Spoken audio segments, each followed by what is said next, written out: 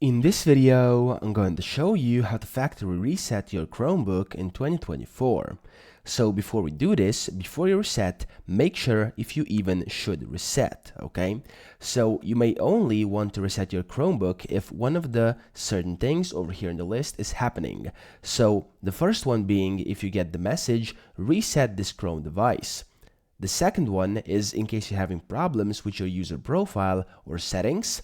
The third one is in case you've tried restarting your Chromebook and it's still not working normally like it should. And the fourth one, if you want to change the owner of the Chromebook. So if one of these is your case, you may want to reset the Chromebook. And now before we go to the reset part and I show you how to do it, make sure you try these steps. First, try turning off Chrome extensions one at a time and checking each time if your Chromebook is working again as it once was and if it's working properly. If that didn't work, try resetting your Chromebook's hardware in the following way.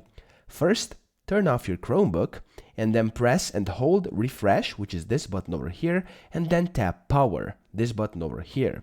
When your Chromebook starts up, then you can release refresh and you're done, okay? And in case this still didn't fix your issue, before you proceed to factory resetting your Chromebook, make sure to back up everything, okay?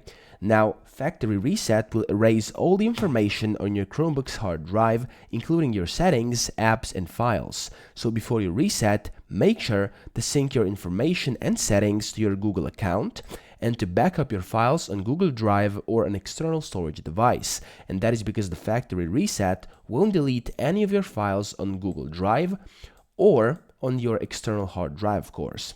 So once you've done all this, make sure you've done all this, we can then go and proceed to the part where we factory reset your Chromebook. So the first thing you want to do is sign out of your Chromebook.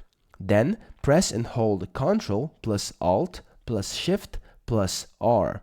Then select Restart, and in the box that appears, select Power Wash and then Continue. Okay?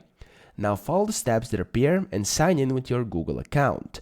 We have to put a note here though that the account you sign in with after you reset your Chromebook will be the owner account, okay? So that's very important.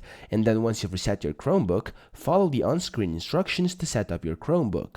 And then check if the problem is fixed and your issue that you were having earlier has been fixed. If you were having no issues, but you simply wanted to change the owner of the Chromebook, then that's great and it will definitely work for you. So I hope this video helped you out, and if it did, please subscribe to the channel and help me out as well.